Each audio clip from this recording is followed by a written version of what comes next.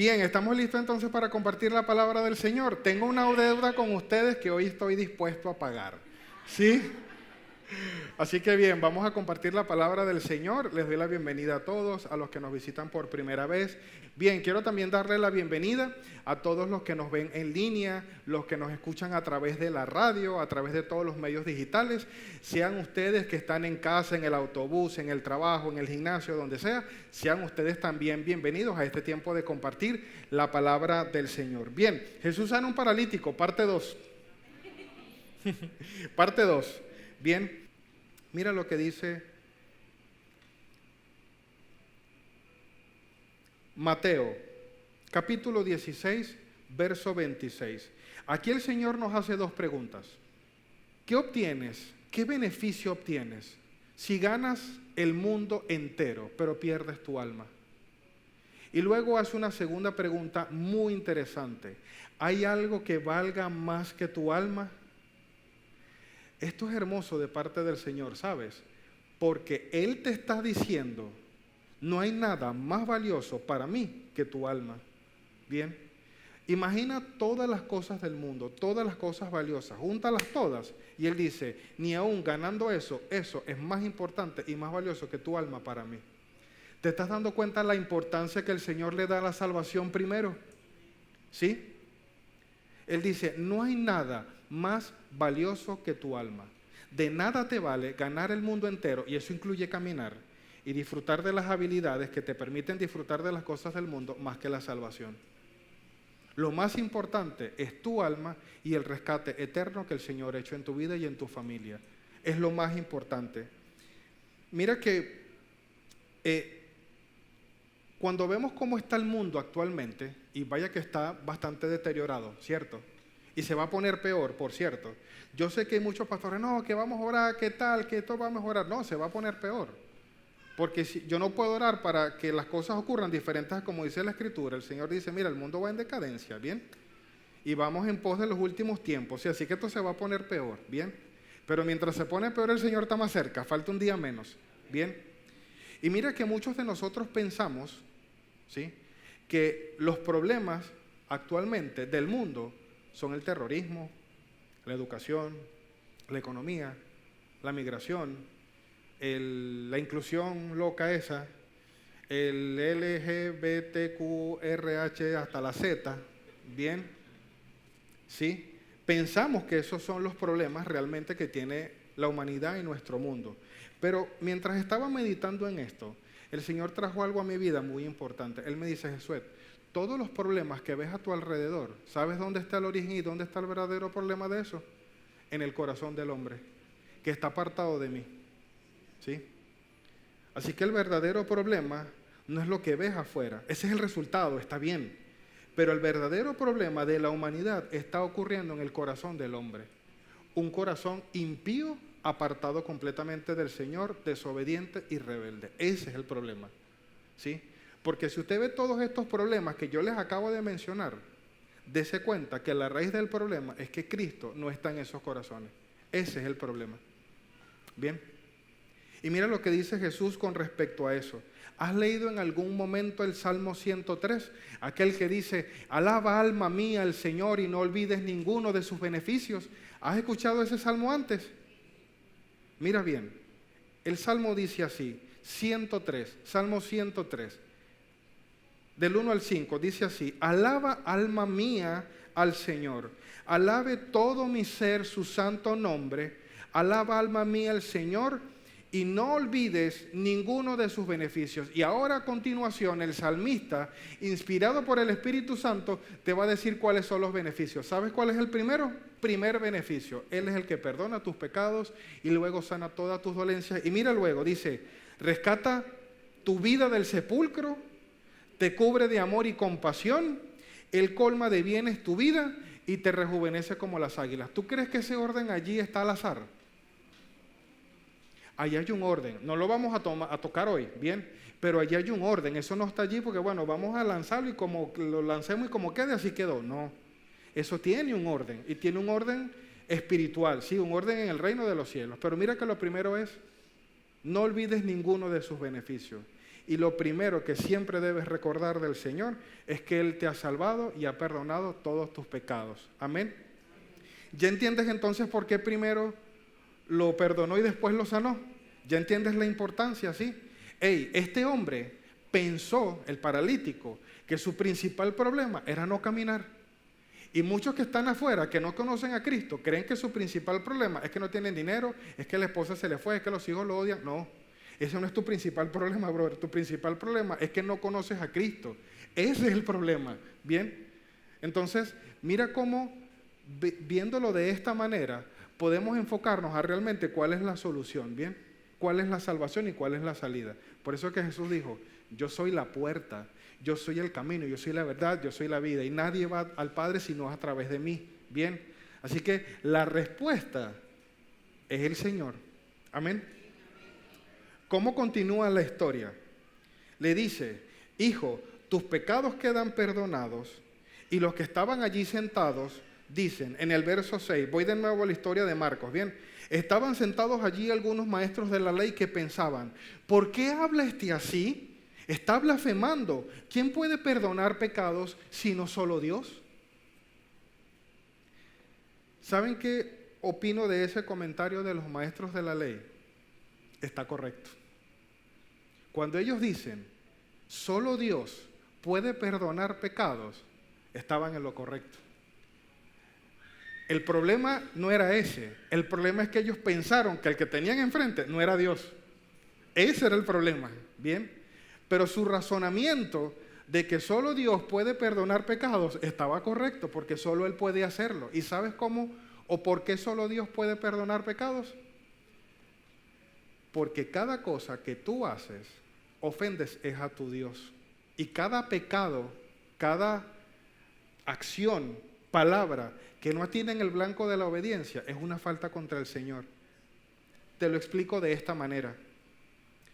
Cuando tú estás hablando con tu esposa y tú no le tratas de manera adecuada, ¿sabes contra quién estás faltando? Contra el que habita en ella. Bien, cuando le hablas a ella, le estás hablando directamente a la presencia de Dios. Bien, la Escritura dice que toda falta es contra Dios, y como toda falta es contra Dios, solo Él puede perdonarla. Claro, ¿sí? Suena hasta lógico, pues, ¿sí? Y mira que cada vez entonces, esto abre más nuestro panorama, ¿bien? Así que cada vez que tengas a tu cónyuge enfrente y quieras hablarle de una manera inadecuada, piénsalo 2 veces. Cuando quieras hablarle a tu esposa con decibeles de volumen en tu voz, pasados de tono, piénsalo 2 veces, porque le estás hablando directamente a la presencia de Dios. Claro, no andamos por allí diciendo, ya no vivo yo, Cristo vive en mí. Bueno, ya tu esposa no vive, ahora vive Cristo en ella, y cuando le hablas a ella, le hablas a Cristo. Y entonces, ¿sí? Con ella y con cualquier persona que haya sido redimida por la sangre de Jesús. Amén. Cada falta que tú cometes, la cometes es contra tu Dios. Por ejemplo, en algún momento, nuestro amigo David se puso un poco loco y como que estaba solo en el palacio. No había canales de streaming en ese momento, no tenía internet, y se asomó por una ventana y vio a Betsabé y le dijo a uno de sus siervos, ¿quién es esa mujer? No, es tal persona, tráigamela.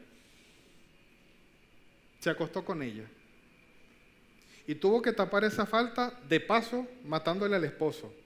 Bien, Natán el profeta, que estaba a su lado, se entera de la falta y va y lo exhorta, ¿sí? Le hace saber la falta. Y en el Salmo 51 es una expresión, ¿sí?, de David a través de lo que le dijo Natán el profeta. ¿Y saben qué dijo en respuesta cuando Natán el profeta le dijo, mira, el Señor ya está consciente de tu falta, ¿sí? Y estas van a ser las consecuencias, ¿bien? Pero mira lo que dice el Salmo 51:4.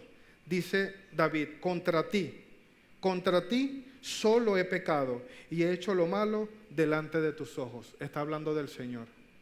Mira qué interesante, que aunque deshonró a la mujer y mató al esposo, le dice al Señor, yo he pecado, es contra ti, y mi pecado está delante de ti.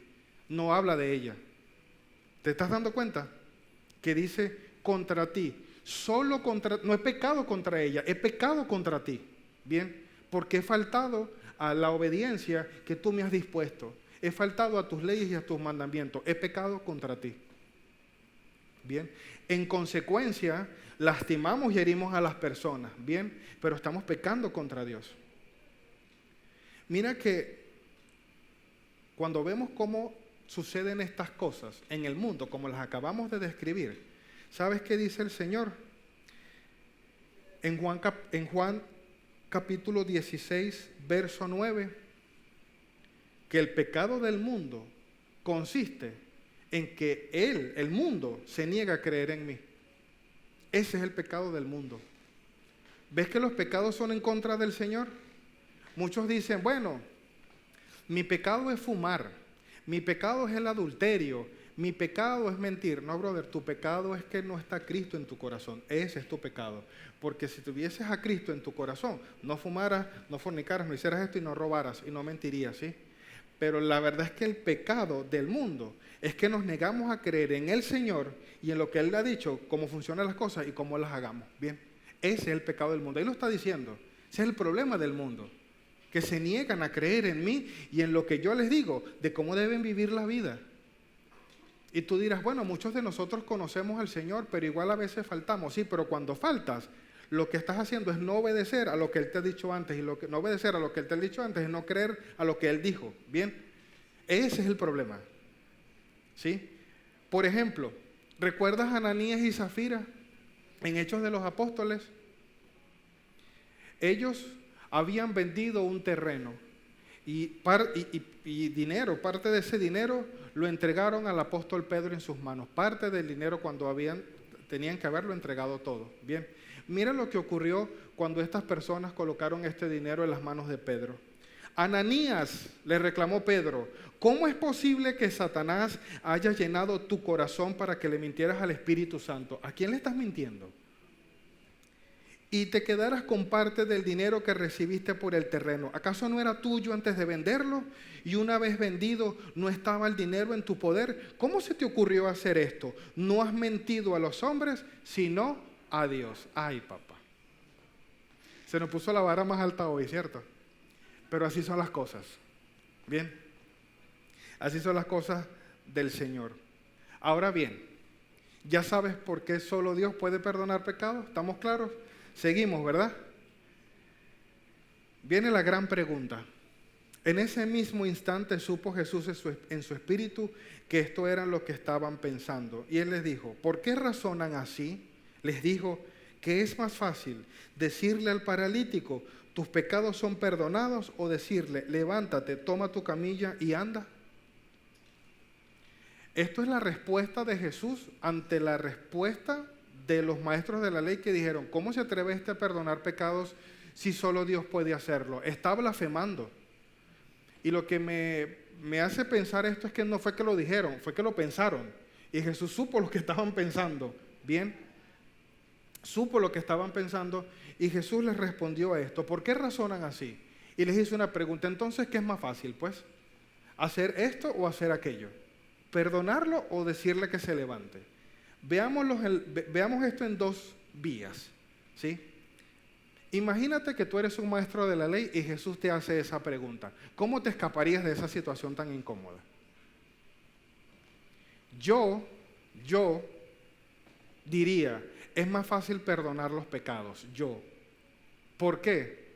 Porque si yo le digo, tus pecados quedan perdonados, ¿quién se va a dar cuenta si se perdonó o no se perdonó? A menos que subas al cielo y veas el rollo, abras el rollo y veas si lo perdoné, pues. Sí, no, mire, este hombre está libre. Yo te perdono, no se ve, es espiritual, ya lo perdoné, ¿bien? Y me salgo del rollo, es más fácil, porque no necesariamente tiene que tener una evidencia en el momento, ¿sí? Pero aquí había un problema. Los maestros de la ley pensaban que la enfermedad estaba vinculada con el pecado, ¿sí? Así que si tú estabas enfermo, era porque tú no habías sido perdonado o porque tú tenías un pecado oculto, ¿sí? Ellos vinculaban el pecado con la enfermedad. ¿Sabes cuál era el problema? Que si yo te perdonaba los pecados, tenía que levantarte también. Claro, si te perdono los pecados y eres salvo, tienes que pararte, brother, porque no es que una cosa va con la otra, ¿sí? Así que yo puedo tratar de escaparme del asunto y perdonarte y que nadie se dé cuenta, pero si yo te perdoné y es cierto, tienes que pararte. ¿Y cómo lo iban a hacer? Porque para hacer el milagro sí se ve, ¿sí? Ese hombre tenía que pararse. ¿Y cómo lo ibas a hacer si no puedes perdonar pecados, si no Dios y tú no eres Dios? ¿Te estás dando cuenta de lo complicado del asunto? Del aprieto con respecto a la pregunta que se pusieron estos hombres, que Jesús le puso a estos hombres. Tremendo aprieto. Bueno, si le vas a perdonar los pecados, perdónaselos, pero me lo tienes que parar. ¿Bien? Así que una cosa valida a la otra y tienes que hacerlo juntos. ¿Sí? Ahora, veamos esto a la perspectiva de Jesús. ¿Qué es más fácil para Él? ¿Sí? Honestamente, nuestro Dios es soberano y todopoderoso, ¿cierto? Amén. Y Él las dos cosas las puede hacer, de hecho las hizo, ¿sí? Y para Él no es difícil hacer eso. Pero detrás de eso que Él hizo, se tuvo que pagar un precio muy alto por la sanidad y por el perdón de los pecados, a precio de sangre, ¿bien? Así que lo puede hacer, pero el precio de eso, para que tú y ese paralítico hayan sido salvos y hayan sido sanos, se tuvo que pagar un precio muy alto, ¿sabes? ¿Cuál fue ese precio? Miren lo que dice 1 Corintios capítulo 6, verso 19. Cuando Dios los salvó, en realidad los compró. Y el precio que pagó por ustedes fue muy alto. Por eso deben dedicar su cuerpo a honrar y agradar a Dios. Esta palabra en realidad los compró. En el original no significa que tú estabas en venta. Fue que se pagó para tu rescate. No estabas en venta. No estabas en una vidriera y Jesús dijo, ay, mira, me gusta, lo compro. No. Era que tenías una deuda y Él la pagó. No era que estabas en venta. Esta palabra de compró en el original lo que significa es que tengo que pagar un precio, pena por tu castigo, ¿bien? Tengo que pagar algo por tu rescate. Tengo que cubrir y pagar una deuda. No era que estabas en venta. Y porque tú eres bonito y chévere, entonces yo te compro. No. ¿Y sabes por qué el precio fue muy alto? Porque mientras más alta tu iniquidad, más alto tu pecado y tu desobediencia, el rescate cuesta más. Bien. ¿Y sabes qué dice la Escritura que vamos a leer ahorita a continuación? Que el Señor cargó y pagó por todas las iniquidades de la humanidad. ¿Cuánto pesa eso? ¿Cuánto pesa eso? Bien. Isaías capítulo 53, verso del 4 al 9. Este fue el precio. Un vislumbre de lo que fue el precio. Bien. Esto fue lo que se pagó por ti. Ciertamente Él cargó con nuestras enfermedades y soportó nuestros dolores, pero nosotros no lo consideramos herido, golpeado por Dios y humillado. Él fue traspasado por nuestras rebeliones y molido por nuestras iniquidades. Sobre Él recayó el castigo, precio de nuestra paz. Y gracias a sus heridas fuimos sanados. Todos andábamos perdidos como ovejas, cada uno seguía su propio camino, pero el Señor hizo recaer sobre Él la iniquidad de todos nosotros. Maltratado y humillado, ni siquiera abrió su boca. Como cordero fue llevado al matadero, como oveja enmudeció ante su trasquilador, y ni siquiera abrió su boca. Después de aprenderlo y juzgarlo, le dieron muerte. Nadie se preocupó de su descendencia. Fue arrancado de la tierra de los vivientes y golpeado por la transgresión de mi pueblo. Se le asignó un sepulcro como los malvados y murió entre los malhechores, aunque nunca cometió violencia alguna, ni hubo engaño en su boca. Ese es el precio. Parte del precio que se pagó. Bien, parte del precio que se pagó. Así que, cuando Dios entonces, Jesús, en este caso de la historia, perdona los pecados, estos hombres se escandalizaron, ¿bien? Porque ellos dijeron, hey, ¿cómo es que este hombre hace esto si solo puede hacerlo Dios? ¿Saben entonces qué va a hacer Jesús a continuación? Él dice, yo voy a demostrar que soy Dios parando a este hombre. Bien, ya yo lo perdoné, nadie lo ve, todos se escandalizaron y no lo creen. Bien, ahora lo van a creer porque yo lo voy a parar. Bien. Y haciéndolo más fácil, porque ya yo su sanidad la compré a precio de sangre. Bien, así que ya yo lo más difícil lo voy a hacer, porque en ese tiempo no iba a la cruz. Bien, ya vamos a ver cómo ocurrió esto sin derramamiento de sangre. Pero él dice, para que ustedes sepan que yo soy Dios, yo lo voy a levantar. Bien. Partamos de aquí. Recuerden entonces, los maestros de la ley creían que había una vinculación entre el pecado y la enfermedad. Bien. Así que él dice esto, Jesús dice esto. Pues para que sepan que el Hijo del Hombre tiene autoridad en la tierra para perdonar pecados, se dirigió entonces al paralítico. A ti te digo, levántate, toma tu camilla y vete a tu casa. Él se levantó, tomó su camilla enseguida y salió caminando a la vista de todos. Ven que dice la Escritura, a la vista de todos. Yo necesito que lo vean, ¿ok? A la vista de todos. Ellos se quedaron asombrados y comenzaron a alabar a Dios. Jamás habíamos visto cosa igual. ¿Ves que comenzaron a alabar a Dios? Claro, ¿y qué otras les va a quedar? Bien, mira esto. De algún modo, nosotros, en ocasiones, también pensamos, aún en nuestros días, que la enfermedad o las cosas que nos pasan tienen una vinculación con un pecado, con un pecado que tengas. Bien, por ejemplo, mira los mismos discípulos de Jesús, de los cuales tú y yo hablamos en este lugar cada domingo, cada miércoles. Un día Jesús iba con sus discípulos y le dijeron, Rabí, se encontraron un ciego de nacimiento. Rabí, ¿quién pecó, este o sus padres? Le preguntaron, para que él naciera así. ¿Quién pecó? Está en Juan capítulo 9, ¿sí? Verso del 2 al 3. ¿Quién pecó? ¿Él o sus padres? ¿Saben qué les dijo Jesús? No es que pecó este ni sus padres, sino para que las obras de Dios se manifiesten en él.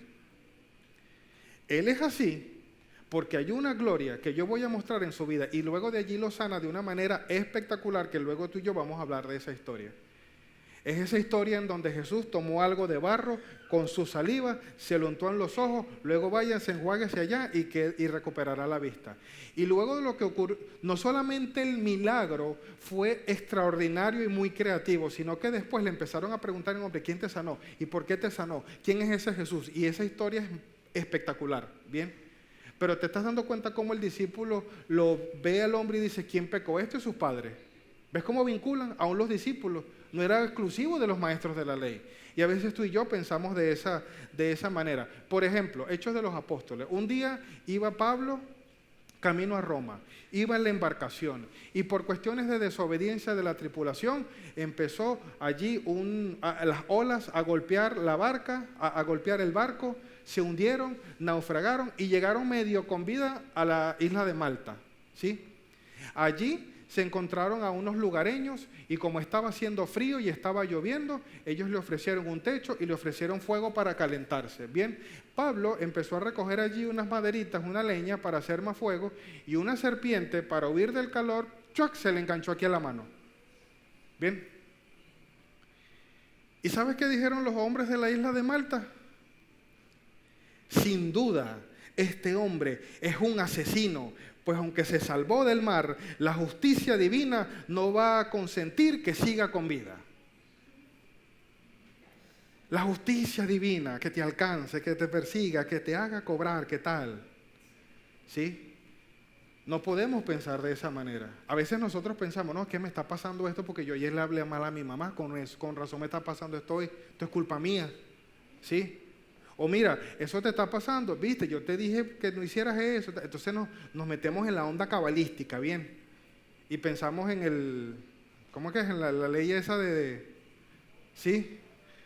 Y que bueno, porque hiciste el karma, la cosa, ¿verdad? Y esto fue por lo que hiciste ayer, por eso es que te está pasando eso. Bien, nos ponemos como los amigos de Job, pues. Que le insisten a Job que estaba pasando en una situación difícil. Brother, termina de confesar el pecado oculto que tienes, vamos pues. Tú debes tener un pecado oculto para que te hayan matado a la esposa, a los hijos y todo esto y se te hayan acabado los ganados. Un pecado tienes que tener oculto. Bien, y nos ponemos así, bien. Pensamos, no, porque ese pastor se enfermará tanto. ¿Qué le pasará? Y esa hermanita, porque esa hermanita estará todo el tiempo así, algo debe pasar, ¿sí? Y nos ponemos como en esa onda, ¿sabes? Eso no es vivir en gracia, ¿sabes? Eso no es vivir en gracia. Nosotros tenemos que pensar que nosotros ya, toda condenación no tiene cabida en nuestra vida, ¿bien? Esa es la verdad. Así que no podemos pensar de esta manera, sí, pero estos hombres pensaban así. Y Jesús entonces les dijo esto: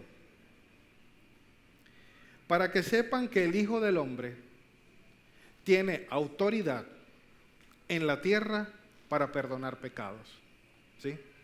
Él tiene autoridad en la tierra. Y él le dijo entonces al paralítico: a ti te digo, toma tu camilla, levántate y anda. Para que sepan que el Hijo del Hombre tiene autoridad. ¿Cómo entonces es que Jesús perdona a este hombre sin derramamiento de sangre? ¿Bien? Porque para perdonar pecados tenía que haber un sacrificio animal, ¿sí? La Escritura dice, sin derramamiento de sangre no hay perdón de pecados. Así que tenía que haber un sacrificio para que ese hombre pudiese ser libre de pecado. ¿Bien? Y parece que es como que Jesús se saltara la norma, ¿verdad? Y dice, hijo, tus pecados te son perdonados. Hey, ¿qué pasó aquí? ¿Cómo lo hiciste de esa manera? ¿Acaso estás torciendo la ley que tú mismo instauraste? No. Mira, la respuesta está dentro de la misma frase. La clave está en ver cómo se autollamó él mismo antes de perdonarlo. ¿Sabes cómo se autonombró Jesús? El Hijo del Hombre tiene poder, tiene autoridad, tiene soberanía en la tierra para perdonarte los pecados. ¿Qué significa el Hijo del Hombre? ¿Sí? No por casualidad él se autonombra así antes de perdonarlo. Bien, mira que el Hijo del Hombre, nada más en el Nuevo Testamento, está 88 veces registrado allí. Es importante. Si no lo sabes, hoy lo vas a saber en el nombre del Señor. Porque si se repite 88 veces solamente en el Nuevo Testamento, hay que saberlo, porque es importante. Bien, cuando hablamos del Hijo del Hombre, hablamos de una profecía que tuvo Daniel, bien, y que está descrita en el capítulo 7 de Daniel, verso del 13 al 14. Por primera vez allí en la Escritura se menciona esta palabra, y Daniel explica por qué a través de su visión. Y ya vamos a ver por qué el Hijo del Hombre. ¿Qué tiene que ver esto? Mientras continuó mi visión esa noche, vi a alguien parecido a un hijo de hombre descender con las nubes del cielo. Se acercó al anciano y lo llevaron ante su presencia. Cuando acá la Escritura habla del anciano, habla de Dios Padre, bien, pero después hablamos de ese tema. Pero esa es la figura como Daniel pudo percibir a Dios Padre cuando estaba acercando al Hijo a su presencia, bien. Se le dio autoridad, honra y soberanía sobre todas las naciones del mundo, para que lo obedecieran los de toda raza, nación y lengua. Su gobierno es eterno, no tendrá fin, su reino jamás será destruido. ¿Qué quiere decir esto? Que cuando él se autonombra Hijo de Hombre, perdonando pecados, está diciendo, yo soy ese, en donde Daniel habló una vez que iba a venir del cielo con poder, autoridad y soberanía. Yo soy ese, o sea, yo soy Dios, bien, yo soy el ungido, yo soy el Mesías, bien. Así que cuando él dice, yo soy el Hijo del Hombre, lo que reafirma es la autoridad que él tiene para perdonar el pecado. Y si todo pecado es contra Dios y él es Dios, él puede perdonarlo, bien, él puede perdonarlo.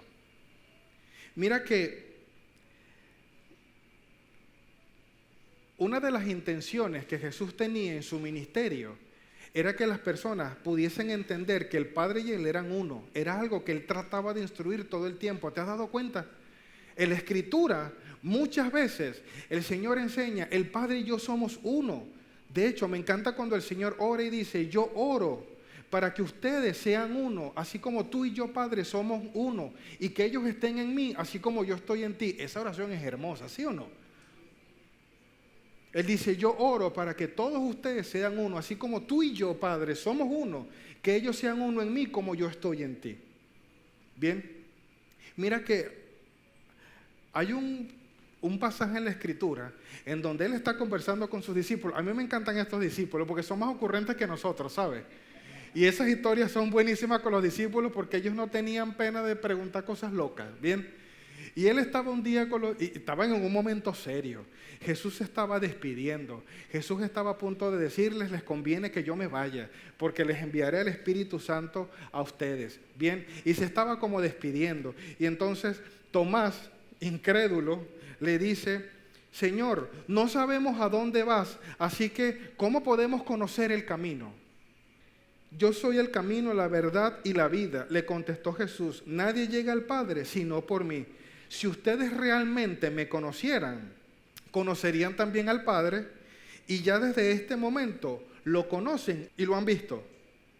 Señor, dijo Felipe, muéstranos al Padre y con eso nos basta. Pero Felipe, tanto tiempo llevo ya entre ustedes y todavía no me conocen. No me conoces.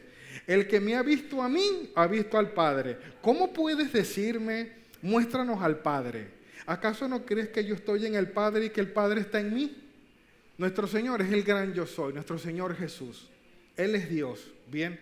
Y en Juan hay 7 veces, en Juan, donde dice, yo soy, ¿sí? ¿Te recuerdas aquella vez donde se presentó a través de una zarza ardiente y este hombre le preguntó, ¿y cómo les diré? ¿Quién me envía? Dile que te envía el gran yo soy. Yo soy.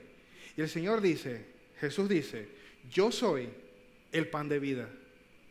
Yo soy la luz. Yo soy la puerta. Yo soy el buen pastor. Yo soy la resurrección y la vida. Yo soy el camino y la verdad. Y yo soy la vid verdadera. Así que de alguna manera Él nos está reforzando. Yo tengo la autoridad para perdonarte, con o sin sangre. Pero la pregunta es, porque no solo al paralítico lo sanó sin derramamiento de sangre.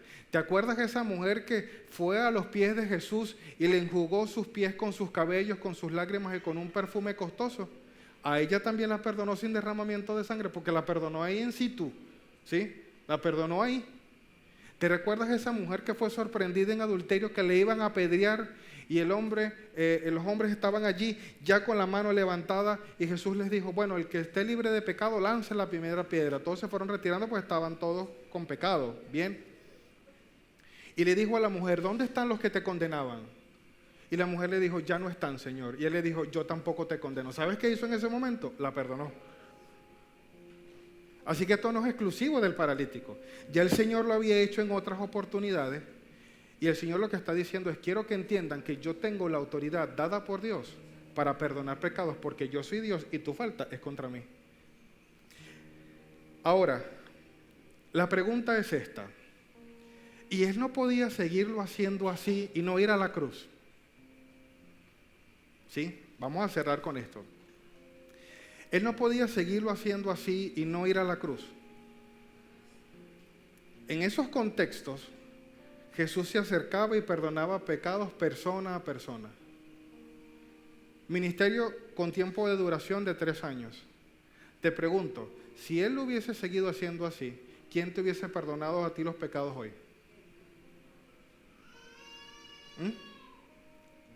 Si no vivías en ese tiempo, si no vivías en ese periodo del ministerio de Jesús, estás frito.